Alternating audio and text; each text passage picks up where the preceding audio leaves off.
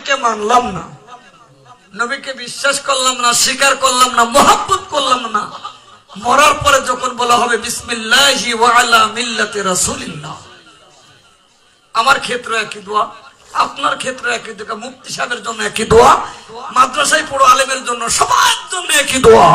তা আপনি নবী যখন মানেন না, সেই নবীর মিল্লাতের উপরে কবরে যদি আমরা বাটপাররা মিথ্যা বলে যদি কবরে ঢুকাই মাটি দিয়ে, রাসূল আপনাকে রিসিভ করবে? কথা করব। এখানেও তো মিথ্যা কথা বলে শুরু করতেছি। আশা করি কি করি যে আমার কপালে নাজাত দিবে, নাজাতে আল্লাহ নাজাতের ফয়সালা দিবে।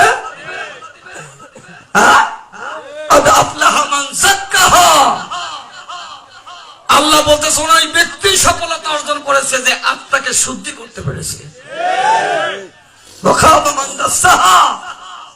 ওই ব্যক্তি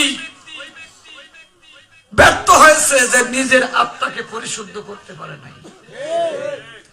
এই আত্মা পরিশুদ্ধ করার জন্যই, আত্মিক অন্তরের কালবি সালিমকে জাগ্রত করার জন্যই আমরা বায়াতে রাসূল ধরেছি, একজন মুর্শিদের কাছে বায়াত হয়েছে।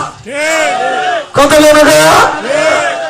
বায়াত হলো অনেক প্রকার, আনুগত্যের বায়াত, দাসত্বের বায়াত, নামাজের বায়াত, হজের বায়াত, রোজার বায়াত, কালেমার বায়াত। আপনি জিহাদের বায়াত হবেন, কার সাথে জিহাদ করবেন? কার সাথে জিহাদ করবেন? জিহাদ করতে গেলে তো আপনার কল্লা থাকবে না। জিহাদ ওই ব্যক্তির কাছে করবেন যেখানে রাসূলের ইসলাম পোষায় নাই। ইসলাম পোষাইতে গেলে কালেমার কথা বললে ওরা ডাঙ্গা হাঙ্গা লাঠি সোটানি মারতে আসবে, ওখানে জিহাদ করো। এমন কোন দেশ আছে যেখানে কালেমা পোষায় নাই? কথা কেন? সবাই তো কালেমা জানে, তাহলে এখানে জিহাদ করার সুযোগ। জিহাদ হলো দুই প্রকার, জিহাদে আকবরি, জিহাদে আসগরি। বড় জিহাদ আর ছোট জিহাদ। সবচাইতে বড় জিহাদ হলো নফসের সঙ্গে প্রমাণকার চেষ্টা করে নফসকে দমন করে নফসে মুতমাইন্না অর্জন করার নাম হলো জিহাদে আকবরি। জিহাদ বড় জিহাদ নিজের নফসের সাথে। নফস যেটা করতেছে খারাপ, ওই দিক থেকে ফিরে আসো। যেটা পাপের দিকে ধাবিত করছে, ওই দিক থেকে নফসটাকে ফিরে আনো।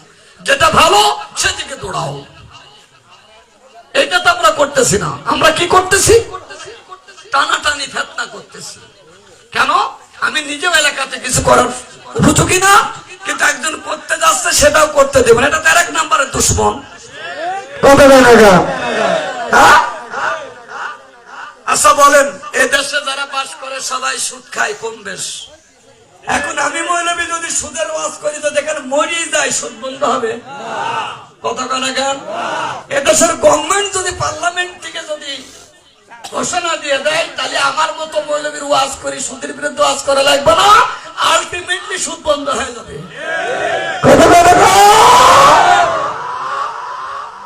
আচ্ছা এই দেশে কি খালি জাকের রায় নামাজ পড়ে না, না আর কেউ নামাজ পড়ে না? কথা কেন? ও যে বড় কথা ঘরে যায় দেখেন ওর ঘরের বই নামাজ পড়ে না। কথা কেন? ওর ভাই আত্মীয় স্বজন রায় নামাজ পড়ে না। অথচ কিন্তু দেখবেন একজন নামাজকে দেখে হপ করে তুমি নামাজ পড়ো না, তোমার সাথে কিসের কথা? আল্লাহ ইয়া আইয়ুহাল্লাযিনা আমানু কু আনফুসাকুম ওয়া আহলিকুম নারা। নিজে বাঁচো তো তোদের হাত হইতো, তোমার আহার পরিবার পরিজনকে আগে বাঁচা। কথা বলছো না? তাহলে আমি আপনার নিজের গোত্র, নিজ নিজ কায়দায় নিজের ফ্যামিলিকে যদি কন্ট্রোল করতে পারি, তাহলে এই দেশে নামাজের অভাব থাকতো না। কথা কেমন করে?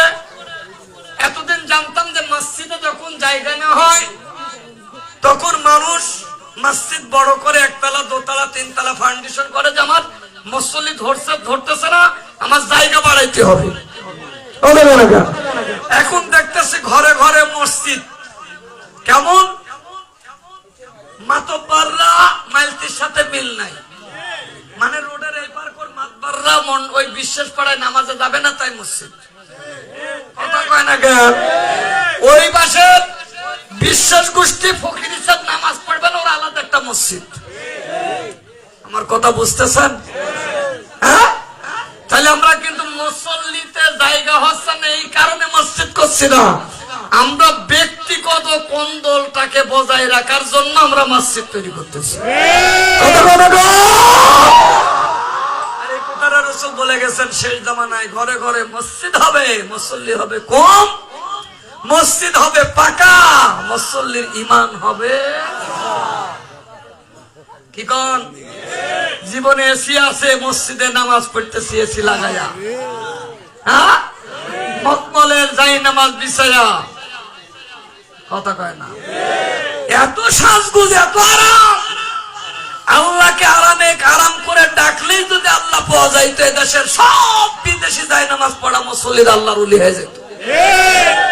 কথা কয় না, ঠিক না ভাইরে?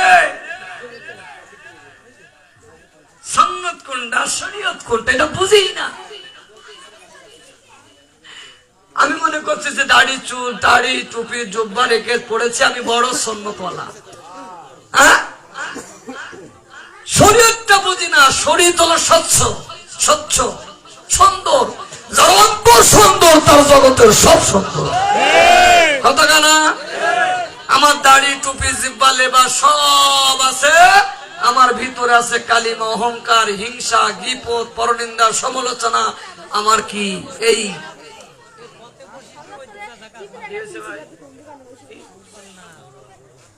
তাহলে আমরা সুন্দর বাহ্যিক রং ঢং লাগাইলাম, ভিতরে আমার কালিমা আছে, অন্তঃকরণের ভিতরে হিংসা, অহংকার আর গীপত আর পরনিন্দা, সমালোচনা। এই সৌন্দর্যের দাম আছে, আছে তো? বড় কষ্ট লাগে। আমরা যারা এই দুনিয়ার বুকে, আপনারা আমার দিক খেয়াল করেন, আমার দিক খেয়াল করেন, তাহলে আমরা কালেমা পড়েছি। এই কালেমা জন্মের পরে যদি আমার সন্তানকে আমি যদি পড়াই, আমি যদি আমার সন্তানকে যদি টিচিং দেই, তুমি কালেমা পড়ো, নামাজ পড়ো, রোজা রাখো, এই দেখো নামাজ শিখাবো, এটি কালেমা, এটি কোরআন, এটা হাদিস, এটা ক্লাস, আমার সন্তানের কোনো ভ্যালু থাকবে? আমার সন্তান কোনো চাকরি পাবে? আমার সন্তানকে আমি কোনো সার্টিফিকেট দিতে পারবো? আমার সন্তানকে সম্মানিত জায়গায় বসাতে পারবো? তাহলে আমি জানার পরও শিখাইতে পারতেছি না, আমি জানার পরও আমার সন্তানকে গড়তে পারছি না। গড়ার জন্য একটা মাদ্রাসা, প্রাইমারি স্কুল, মক্তব, হেফজখানা, কওমিয়া, আলিয়ায় দিচ্ছি আমার বেটাকে মানুষের মতো মানুষ হওয়ার জন্য। কথা বলে তাহলে কেন দিচ্ছি? আমার সন্তান কিছু বোঝে না, জানার জন্য, শিখার জন্য, বোঝার জন্য। আর দামি একটা সার্টিফিকেট পাবে আমার সন্তান, এটার বিনিময়ে চাকরি বাকরি করবে, ওর রিজিক রুজির অভাব থাকবে না। কথা ঠিক আল্লাহর পার্লামেন্টে আল্লাহর ওলিরা, আল্লাহর বন্ধুরা যখন বায়াতে রসুল দিয়া একজন মুরিদকে ক্রয় করে মুরিদ বানায়, তারা মদিনাওয়ালা রসুলের সঙ্গে পরিচয় ঘটায় নাই, নবীজির উম্মত বানায়া, ঈমান আলা বানায়া কবরে পাঠায়। এইজন্য আল্লাহর ওলির দরবারে মুরিদ গুলা যায়। কথা কেন? হ্যাঁ, আমি এত পারি তো মেলা বইছে মাহফিল মাঠে, মেলা বন্ধ করতে পারলাম, যেখানে মেলা চলবে না, মহিলারা আসবে। আমি এত বুজুর্গ, আমার এলাকায় মাহফিল হবে, কোন মেলার মাঠে কোন মহিলা আসতে পারবে না। মেলার মাঠ ভাঙো, দেখো মেলার মাঠে ওই আসার ওর গালে ওর মাথায় মারি ওর ঠাকুর বানা ছাড়ি দেবে। কথা তাহলে আমার এই বাহাদুরের কোন দাম আছে? আমি যা না দাবি করলে হবে?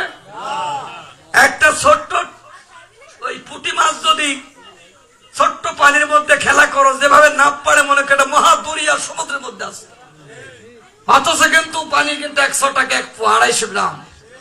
ও যদি গভীর সাগরে ফেলাই দেওয়া যায়, ও কি মনে করবে? কথা কথা কেন? ও তো কুল কিনারা পাবে না, মরার আগে মরে যাবে। কথা কথা কেন? আল্লাহর ওলিদের কাছে বেলায়েত এত বেশি যে ডুবুরির মতো ডুব দিয়ে যত গভীরে যাবে, অতই গভীর সাগরের তল দিকে আল্লাহর নিয়ামত হাসিল করতে পারবে। সুবহানাল্লাহ।